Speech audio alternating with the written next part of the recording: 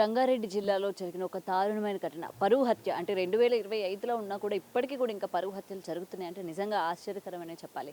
అయితే ముఖ్యంగా ఇక్కడ అక్క వేరే వ్యక్తితో ఫోన్లో మాట్లాడుతుందని చెప్పి ఒక మైనర్ తమ్ముడు అది సహించలేక తనని దారుణంగా చంపిన పరిస్థితి ఏర్పడింది. సో ముఖ్యంగా ఇలాంటి సిచ్యువేషన్స్లోని పేరెంట్స్ లీడ్ తీసుకోవడమో లేకపోతే పేరెంట్స్ మందలించడం మనం చూస్తూ ఉన్నాం. కానీ సొంత తమ్ముడు అయ్యుండి అక్కని ఆ విధంగా చంపడం ఎటువంటి భయం లేకుండా, సో దీన్ని మనం ఎలా చూడాలంటారు? ముఖ్యంగా అక్క, తమ్ముడు, తల్లి, తండ్రి ఇట్లాంటి వరుసలు కూడా లేకుండా కేవలం పరువు కోసం ఎంత దూరానికైనా వెళ్ళడానికి, అంటే కడుపును పుట్టిన పిల్లల్ని చంపుకోవడానికి కూడా సిద్ధపడుతున్న పరిస్థితులు ఇవి. సో ఇదే అంశం మీద మాట్లాడింది వారు మనతో పాటు సీనియర్ జర్నలిస్ట్ దుర్గా వడ్లంనేని గారు ఉన్నారు. మ్యామ్ నమస్తే. నమస్తే అండి. రైట్, పరువు హత్య అయితే పరువుకైనా వాళ్ళు చాలా ప్రాధాన్యత ఇస్తున్నారు. కానీ కడుపును పుట్టిన పిల్లల్ని కూడా అంటే ప్రాణంతో ఉండేదానికన్నా వాళ్ళని చంపేసుకుంటేనే బెస్ట్, తల్లిదండ్రులు మాకు ఆ హక్కు ఉంది అని చెప్పి ఇటు తల్లిదండ్రులు కాదు వాళ్ళ తమ్ముడు కూడా ఇదే విధంగా ప్రవర్తించడం అన్నది సమాజానికి ఏం చెప్తుంది అంటారు? ఇంకే పరువు హత్యల గురించి ఏం మాట్లాడతారు? ముందు అసలు సీరియల్స్లో తర్వాత కొన్ని చోట్ల అంటే కొన్ని కథల్లో ఇవంతా కూడా ఇంకా ఏదో పరువు ప్రతిష్ట ఇవన్నీ మాట్లాడుతున్నారు చూడండి, అవి మానేయాలండి. మనకి కుల మతాలు ఈ బ్యారియర్స్ చెరిగిపోతేనే ఇలాంటివి తగ్గుతాయి. అంటే మన పిల్లల్ని పెంచే విధానంలో ఎలా ఉండాలంటే వాళ్ళ కులం మతం వాళ్ళకి చెప్పక్కర్లే మనం. ఇప్పుడు అది ఎక్కువైపోయింది. నువ్వు ఇలాగే ఉండాలి అని మనం వాళ్ళకి రెస్ట్రిక్ట్ చేస్తున్నాం. అవి చెయ్యొద్దు. ఏ కులం అయితే ఏమైంది, ఏ మతం అయితే ఏమైంది, మనం అందరం కూడా మనుషులం అనేది ముందు మనం పిల్లలకి నేర్పించాలి. నేర్పించకపోతే ఇప్పుడు ఇవాళ రుచితాకి జరిగింది, రేపు ఇంకొకరికి జరుగుతుంది. గతంలో కూడా చాలా జరిగాయి పరువు హత్యలే మనం చూసాం. మనకు తెలిసిన అమ్మాయి ఎవరు, అమృతా ప్రణయ్ పరువు హత్యే. ఇంకొకటండి, పిల్లలు కూడా తల్లిదండ్రుల మనసు అర్థం చేసుకుని ఒకవేళ వాళ్ళు చేసుకోవాలనుకుంటే వాళ్ళు గ్యాప్ తీసుకుని వెయిట్ చేసి వాళ్ళ కాళ్ళ మీద నిలబడ్డాక చేసుకోమని మనం ప్రతిసారి చెప్తున్నాం.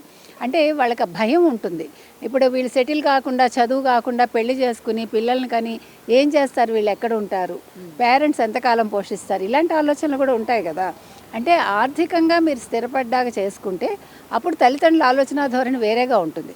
కానీ మీరు పెళ్లి చేసుకుని తర్వాత గొడవలు పడి మళ్ళా తల్లిదండ్రుల దగ్గరికి వస్తే అది కూడా కష్టమే కదా వాళ్ళు బేర్ చేయడానికి. ఇదొక పక్క అయితే, ఇంకో పక్క మీరు చెప్పినట్టుగా అసలు ఆ పిల్లాడు, ఆ తమ్ముడు ఎవరైతే ఉన్నారో ఆ అమ్మాయి ఫోన్లో మాట్లాడుతుంటే వెనకాల నుంచి ఒక వైర్తో బిగించి గొంతు నిలిమి చంపేసి, అంటే వైర్ తోటి కట్టేసి తర్వాత పొడిచి చంపేశాడని తెలుస్తోంది. తల్లి తండ్రికి ముందే తెలుసు ఈ విషయం, అమ్మాయి ఎవరితోటో ప్రేమలో ఉందని. తర్వాత అమ్మాయికి చెప్పి చూశారు, ఇవన్నీ కూడా జరిగాయి. అంటే ఇవన్నీ కూడా పిల్లాడు విని ఉంటాడు. అంటే తల్లిదండ్రులు ఇలా చెయ్యకు, మన పరువు పోతుంది, మనం నలుగురిలో తలదించుకోవాల్సి వస్తుంది, ఇలాంటి మాటలు చెప్పుంటారు. అవన్నీ ఆ పిల్లాడి మీద ప్రభావం చూపించుంటాయి. చిన్న వయసు కాబట్టి అలాంటి వాళ్ళకంటే ఎక్కువ దూరం ఆలోచించలేరు వాళ్ళు. ఒకటి. రెండోది, ఆ పిల్లాడికి నేను జైలుకి వెళ్తానన్న ఆలోచన కంట తల్లి తండ్రిని సంతోషపెట్టాలి అని కూడా అనుకున్నాడా? ఓకే, అంటే తల్లిదండ్రులు ఇబ్బంది పడుతూ ఉన్నారు కాబట్టి నేను ఈ పని చేస్తే సంతోషపడతారు. అంటే అక్కని మనం కడతేరిస్తే ఇంకా మనకు ఒక గొడవ పోతుంది అనుకుని ఉంటాడు. మాట్లాడడం, చంపేస్తా, కొట్టేస్తా, నరికేస్తా, ఈ పదాలు ఎక్కువైపోయాయి. అంటే సోషల్ మీడియా కంటే కూడా సినిమా కూడా, ఇప్పుడు మనం చూసాం రప్పరప్ప అనే డైలాగు రాజకీయంగా ఎన్ని ప్రకంపనలు సృష్టిస్తోంది. 2 రాష్ట్రాల మధ్య రప్పరప్ప అనే డైలాగు ఏ రకంగా వెళ్ళింది. ఒక బీఆర్ఎస్, ఒక అక్కడ చూసుకుంటే వైసీపీ. అంటే వీళ్ళు ఏం చెప్తున్నారు ప్రజలకి?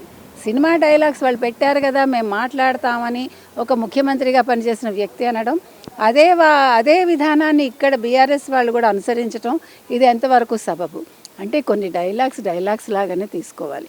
వాటిని మనం అంటే వాటిని మనం క్యారీ ఫార్వర్డ్ చేయకూడదు. ముఖ్యంగా ఒక ఏమనాలి, ప్రజా సేవకులుగా ఉండి వాళ్ళు అలాంటి వాళ్ళు అసలు చేయకూడదు. ఎందుకు చెప్తున్నామంటే, ఈ ప్రస్తావన ఇక్కడ ఎందుకు తెచ్చామంటే, అంత చిన్న పిల్లాడి మనసులో ఇలాంటివి ఏ రకంగా వెళ్తాయో చూసాం కాబట్టి, పిల్లల మనసులో వెళ్ళాయి అనుకోండి, వాళ్ళు పుస్తకాలు పెన్నులు పట్టుకోరు, కత్తులు పట్టుకుంటారు. దానికి కారణం ప్రజా నాయకులు కాకూడదు, రాజకీయ నాయకులు అంతకంటా కాకూడదు. కాబట్టి సినిమాలో డైలాగ్స్ వినటానికి బాగుంటాయండి. కాబట్టి రాసేవాళ్ళు కూడా కొంచెం ఆలోచించి రాస్తే బాగుంటుంది. అంటే మనం సమాజానికి హితవు చేసేవి చెప్పాలి తప్ప చెడుపు చేసేవి చెప్పకూడదు. అది రైటర్స్ బాధ్యత కూడా నా ఉద్దేశంలో. కాబట్టి ఇంకా మీదట ఇలాంటివి జరగకుండా చూడాల్సిన బాధ్యత సమాజం మీద ఉంది, సోషల్ మీడియా మీద ఉంది, సినిమా మీద ఉంది. ఎట్ ద సేమ్ టైం తల్లిదండ్రుల మీద చాలా ఎక్కువ ఉంది. తల్లిదండ్రులు 1-2 సార్లు ఆలోచించి పిల్లలు తప్పు చేస్తే దండించే విధానంలో మార్పు రావాలి. వాళ్ళని గాయపరచకుండా దానివల్ల పిల్లలు కింద అంటే తర్వాత ఉండే చిన్నపిల్లలు కూడా దాని ప్రభావానికి లోను కాకుండా వాళ్ళు వ్యక్తిగతంగా పిలిచి మాట్లాడితే బాగుంటుందండి. ఈ పిల్లలు కూడా వినాలండి. ఓకే, మీరు ప్రేమించారు, ఓకే అమ్మా నేను వెయిట్ చేస్తాను అనే ధైర్యం కూడా మీకు ఉండాలి. లేదు, దొంగతనంగా చేయకండి. ఏం చేసినా దొరతనంగా చేసి ఓకే ఐ విల్ వెయిట్ అంటే పేరెంట్స్ కూడా ఆలోచిస్తారు. ఈలోగా మీ ఆలోచనలో కూడా మార్పు వస్తుందేమో.